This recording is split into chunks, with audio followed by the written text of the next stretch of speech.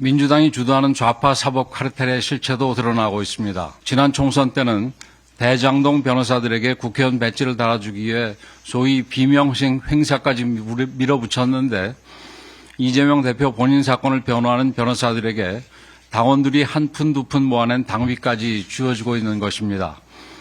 이재명 대표가 민주당의 아버지라더니 당비까지 마음대로 갖다 쓰는 걸 보면 맞는 말 같습니다. 정치적으로는 국정을 마비시켜 대통령을 끌어내리고 경제적으로는 자기 편 변호사들과 이권 나눠먹기를 한 것입니다. 이 정도 되면 탄핵 주도 성장이라고 이름 붙일만 합니다. 최 변호사님. 그러니까 이재명 대표 개인 재판에 들어가 있는 변호인들이 있을 거 아니에요. 민주당의 그런 회계 보고서를 이 세계일보가 분석해 봤더니 그 변호사들이 있는 로펌에 민주당이 1,500만 원, 또 2,800만 원을 준 게 있답니다.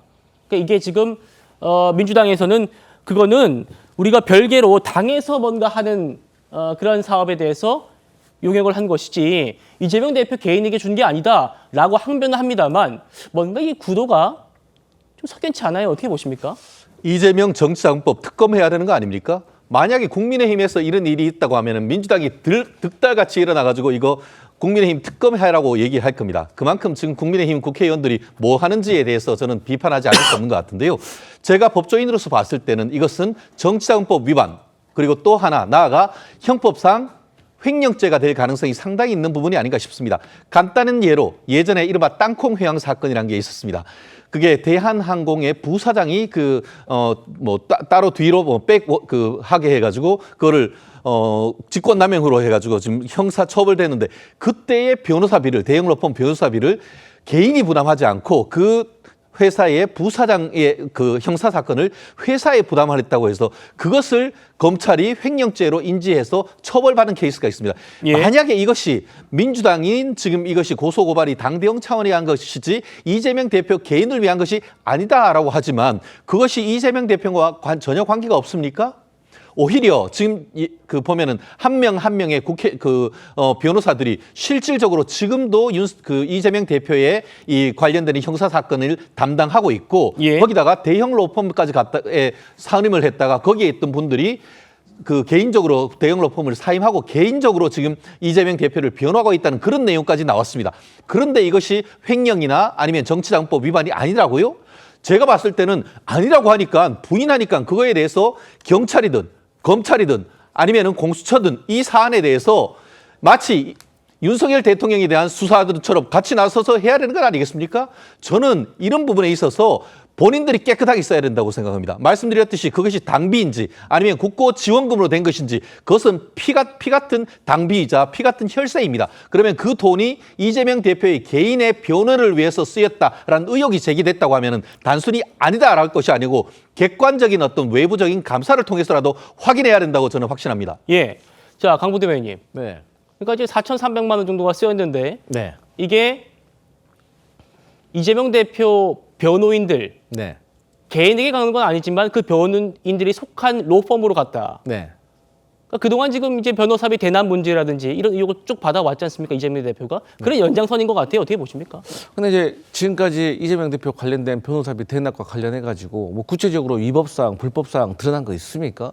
그리고 우리 앵커께서도 말씀하셨지만 그 이재명 대표 개인과 관련된 변호사가 이것을 받은 게 아니라 그게 로펌이라고 하잖아요. 이 로펌이라는 게 뭡니까? 여러 면의 변호사가 있는 거 아니겠습니까? 그래서 저는 여기에 대해서 잘못된 점이 있다고 하면 저는 국민의힘에서 고발하시면 된다고 생각합니다. 그래서 뭔가 잘못된 것이 드러나면 거기에 대해서 책임을 져야 되는데 제가 알기로 이 케이스에 대해서 제가 정확히 알지는 못하지만 그럼에도 불구하고 이 당에서는 어쨌든 간에 이런 변호사비를 지출한다거나 정당에서 대응을 할 때는 나름대로의 절차가 있고 또 거기에 따른 어떤 법률 나름대로의 내규가 있기 때문에 저는 거기에 맞춰서 당에서 잘 대응했을 거라고 생각합니다.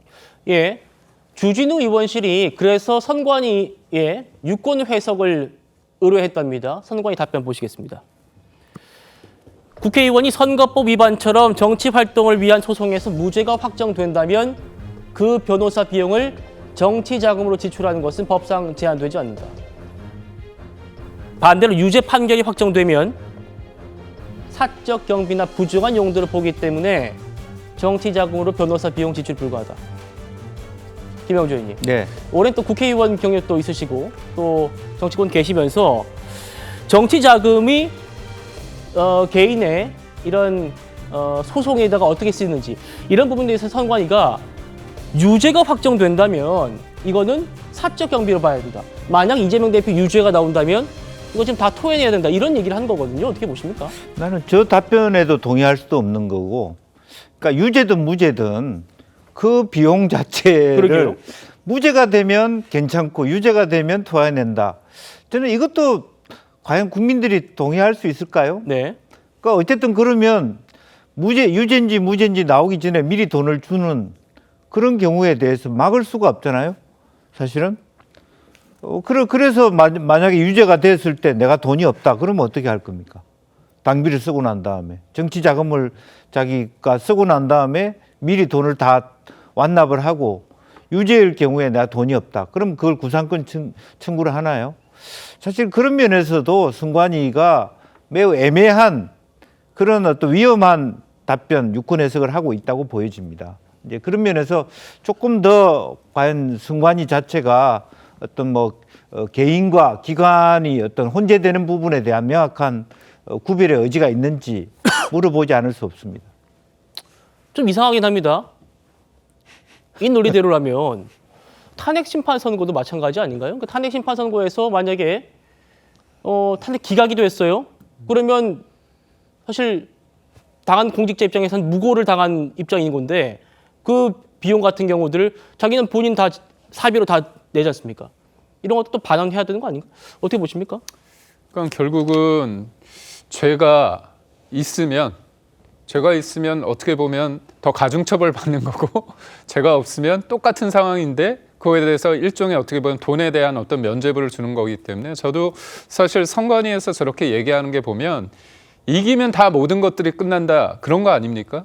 그러니까 사안별로 따졌을 때 이게 문제라고 하면 유무죄와 상관없이 이건 문제다 얘기하는 게 당연히 맞을 것 같습니다. 근데 결과가 좋으면 과정은 문제가 있더라도 그건 다 소위 말해서 문제가 없다, 익스큐즈가 된다. 이거에 대해서 아무래도 그렇다 보면 이 판결이나 최종 결정에 대해서 너무나 결과 중심적으로 본다면 사람들한테는 이런 느낌을 줄 수 있습니다. 과정은 문제가 있을 수 있는데 이기기만 하면 그 과정은 다 용서가 된다. 그렇다면 이거는 어떻게 보면 법을 지키는 하나하나 따져서 뭔가 내가 하는 사람들 입장에서는 내가 손해본다는 생각이 드는 거 아닙니까? 그거는 원칙 있는 사회가 아니라고 봅니다.